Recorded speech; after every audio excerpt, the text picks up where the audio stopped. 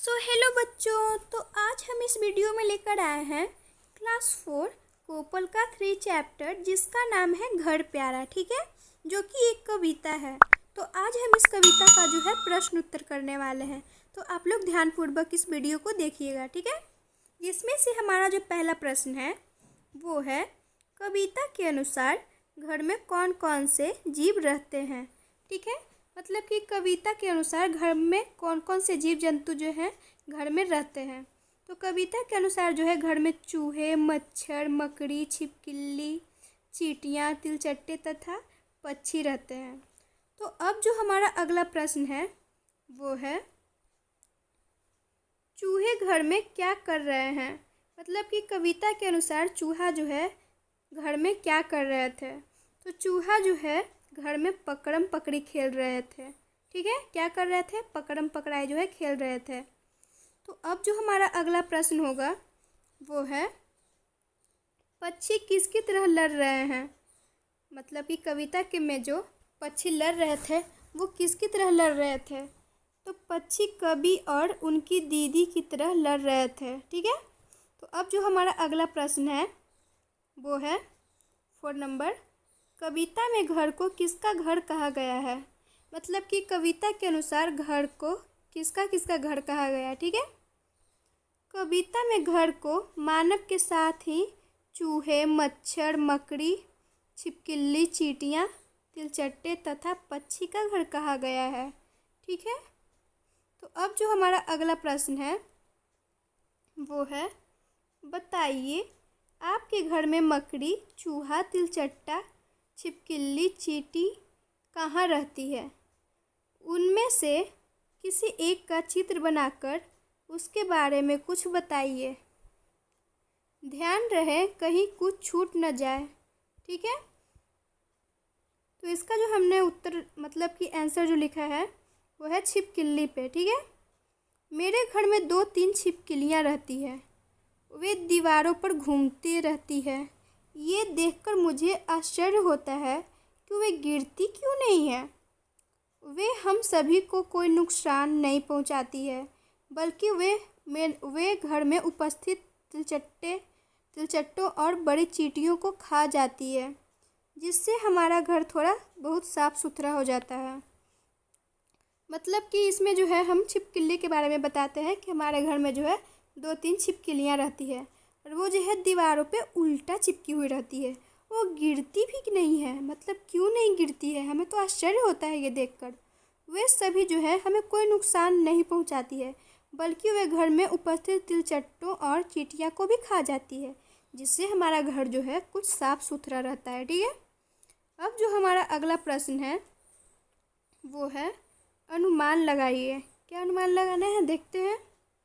आपको कैसे पता चलता है कि मेरे घर में चूहे हैं, मकड़ियाँ हैं, पक्षी हैं, मच्छर हैं। ठीक है, चूहे हैं बिल से, मतलब कि चूहा जो है जब बिल से निकलते हैं तब हमें पता चलता है कि चूहा जो है हमारे घर में रहता है। ठीक है, मकड़ियाँ हैं जालों से, मतलब कि मकड़ी जो है हम जालों में देखते हैं कहीं घर के किनारा में, मतलब दीवारों पे जो है बनाए हुए रहता है। पक्षी जो है घोंसले से। ठीक है, और मच्छर जो है घूमने से। देखते हो मच्छर घूमते रहता है तब हमें दिखाई देता है, तब हमें पता चल जाता है कि ये तो मच्छर है। ठीक है, अब जो हमारा अगला प्रश्न है वो है 2 नंबर, चींटियाँ कतार बांधकर कहाँ जाती होगी। जब हम देखते हैं अपने घर में चींटी जो है लाइन से जाती हुई रहती है। कैसे जाती रहती है, एकदम लाइन से। ठीक है, तो वो कहाँ, लाइन का मतलब यहाँ पे कतार, कतार का मतलब लाइन ही होता है। ठीक है, तो वो कहाँ जाती है।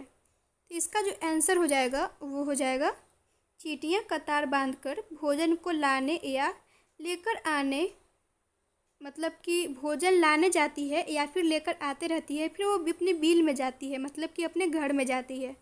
अब जो हमारा अगला प्रश्न है वो है 3 नंबर, छिपकली गश्त क्यों लगा रही होगी।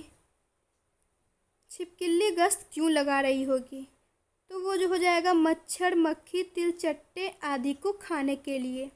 ठीक है, अब जो हमारा अगला प्रश्न है वो है, तिलचट्टे घर में कहाँ रहते होंगे।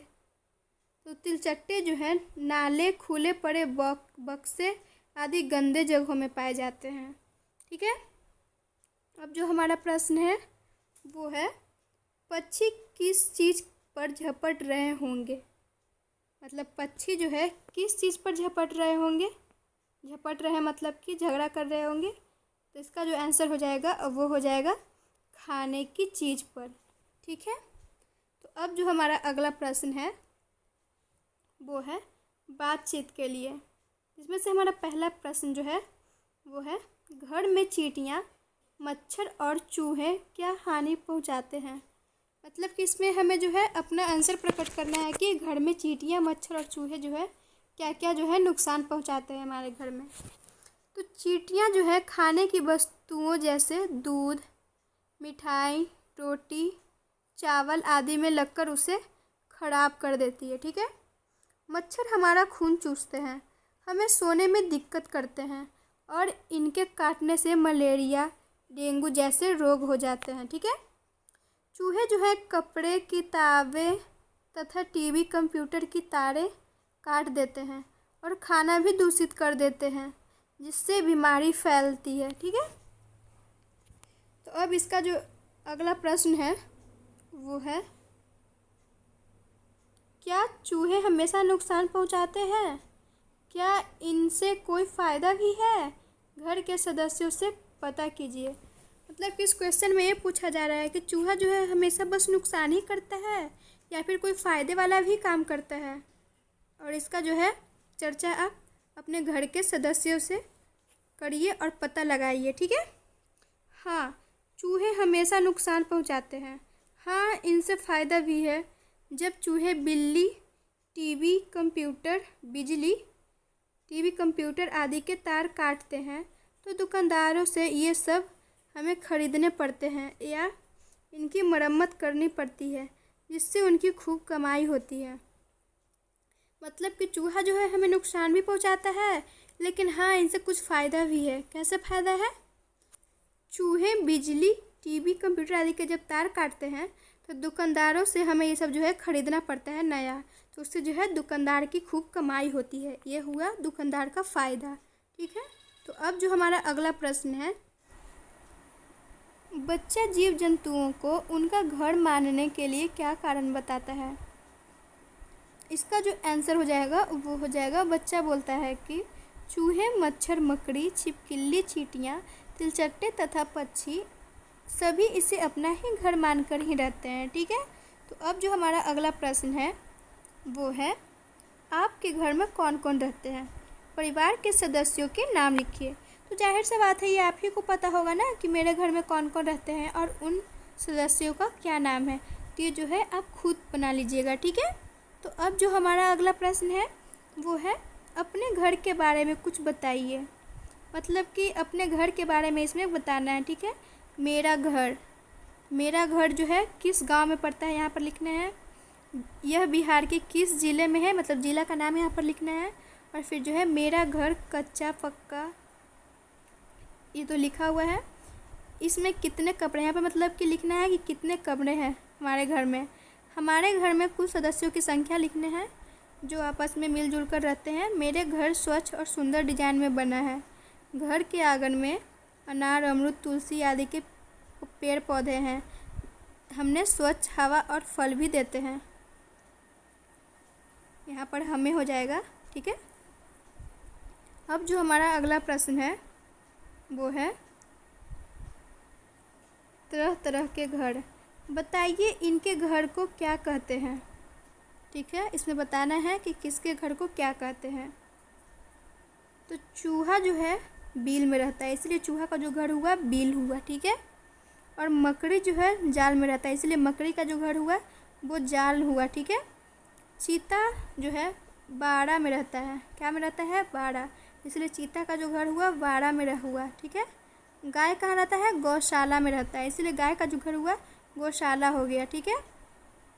तो अब जो हमारा अगला प्रश्न है वो है, पता कीजिए ये जीव जंतुएं मतलब जंतु कहाँ रहते हैं। चींटियाँ जो है कहाँ रहते हैं, दीमक, मछली, चीता, खरगोश। तो इसका जो आंसर हो जाएगा वो हो जाएगा चींटियाँ जो है कहाँ रहती है, बिल में रहती है। ठीक है, कहाँ रहती है, बिल में।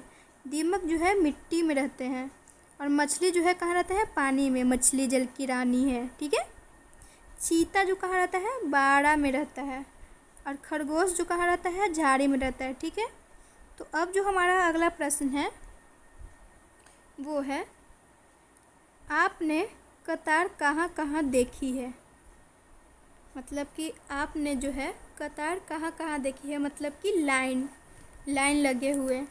तो हमने कतार विद्यालय में, स्टेशन टिकट की खिड़की पर, बैंक में, धार्मिक स्थलों पर इत्यादि जगह जो है हमने देखे हैं। ठीक है।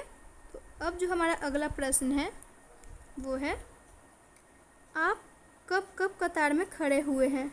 आपको कतार में खड़ा क्यों किया जाता है, आपको कतार में खड़ा होना कैसा लगता है। ठीक है। तो इसका जो आंसर हो जाएगा वो हो जाएगा, विश्वविद्यालय में प्रार्थना के समय, स्टेशन पर टिकट काटते समय और मंदिर में देव दर्शन के समय हम कतार में खड़े हुए हैं। हमें कतार में इसलिए खड़ा किया जाता है ताकि कार्य सुचारू रूप से हो सके, लोग झगड़े नहीं। हमें कतार में खड़ा होना अच्छा लगता है।